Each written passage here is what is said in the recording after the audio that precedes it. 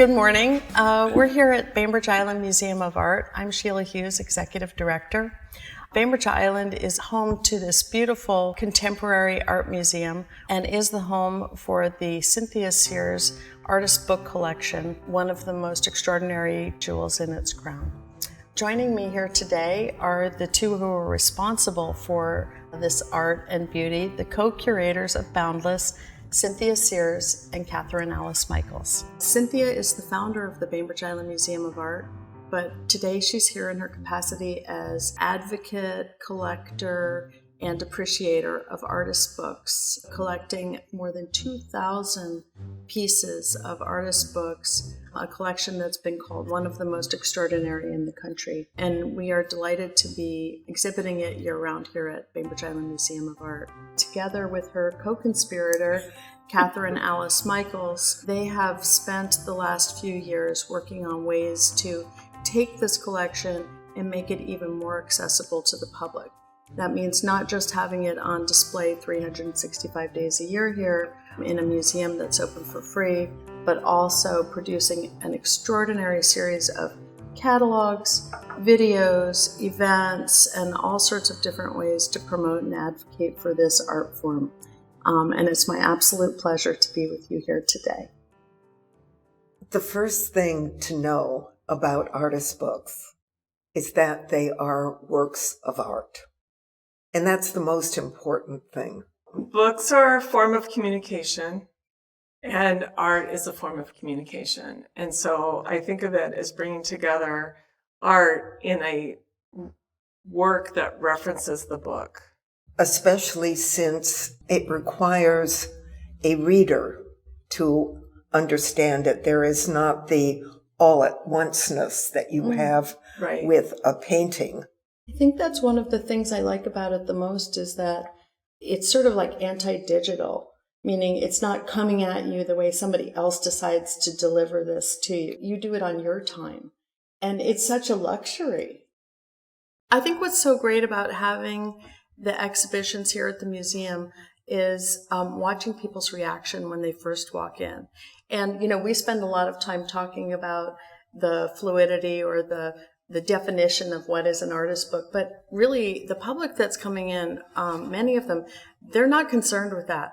They are responding to the art, and I think for me, watching them understand that they're being told a story in a brand new way is just like the most delightful thing to watch. And I don't think it can really ever be more fun than watching a child who comes across an artist book. And because they get it right away, right? They've been marrying stories, and pictures for their whole life. And so when they're seeing these nuanced, complicated, important stories being told, I think all of a sudden it doesn't really matter whether it's an artist book or not. It's just a powerful piece. What a lot of people also don't realize about artist books is that they've been around for a really long time. It's just we used to call it art. We didn't call them artist books.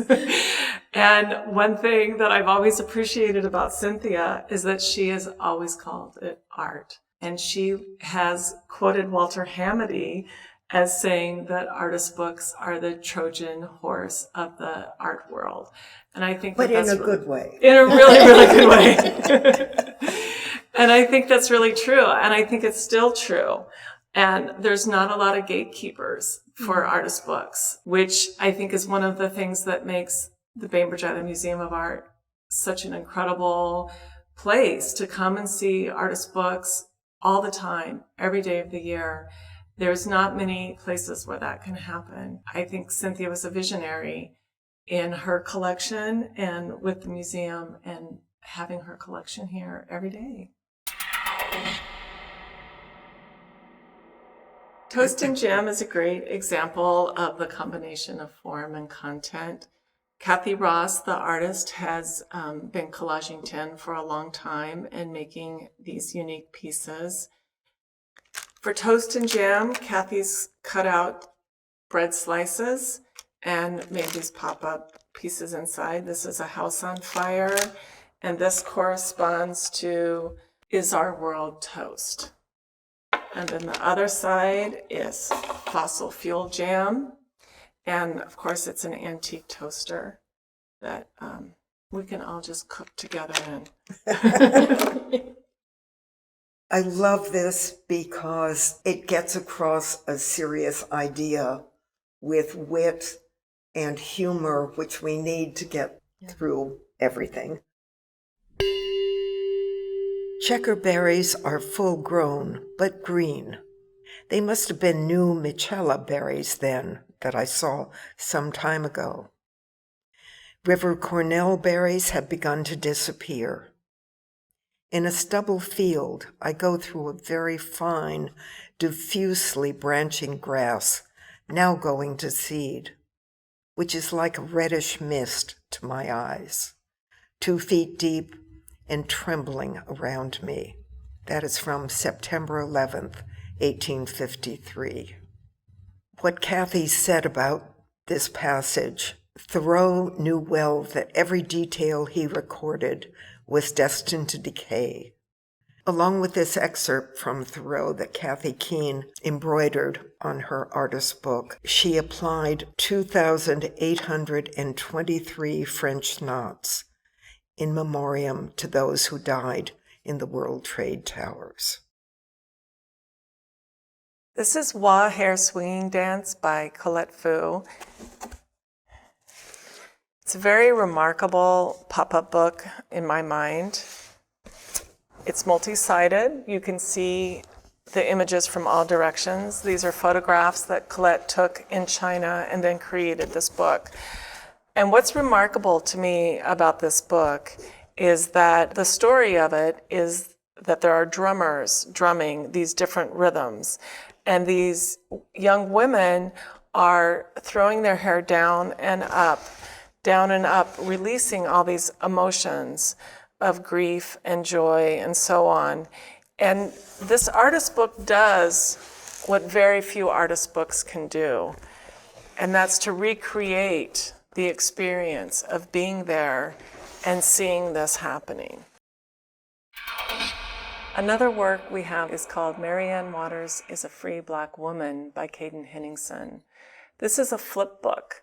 And on the last page of the flip book, which is where you start, is a news article about a Black person who was picked up and put in jail. And this news article was printed about a Black man who'd been arrested wearing women's clothes. Caden has letterpress printed every page, and he's taken type out and move the words around so that you end with the phrase, Mary Ann Waters is a free Black woman. And what's happened is, as the reader, I become involved in the freeing of this person and also in them being able to inhabit their identity of how they experience themselves. One of the books in the show is called Nonsense Passport by Annalie Scar. And it references a time in our history, World War I, when Fridtjof Nansen, who was an Arctic explorer and the High Commissioner for Refugees, came up with this idea of a passport for stateless people. He's credited with saving millions of lives. And Annalie was inspired by his passport to create a new passport for climate change. This is one of the ways that history speaks to artists today. These issues are still relevant. They transform and change, of course, over time, but they're still there. Issues of refugees, of climate change, of identity, they just don't go away.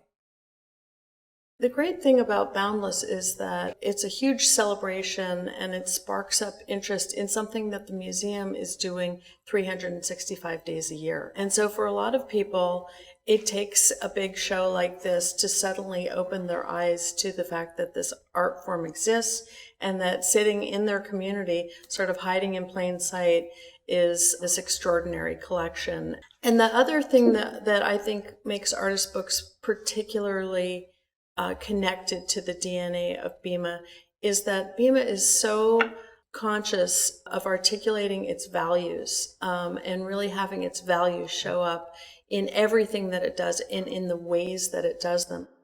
I think that in the last few years, as the issues, especially around equity, racial justice, inequality, and rollbacks in civil rights and human rights have just barraged us in this almost daily way, it makes an exhibition like this it's a place for education. It's also a place for sort of perspective building and respite. And what you were talking about earlier, Cynthia, about the way that some of the artist books have forms that allow you in to the stories, but they're using wit, they're using humor, they're using something that makes it easy for us to step into the narrative. It's probably more powerful now than, or maybe more needed than ever before.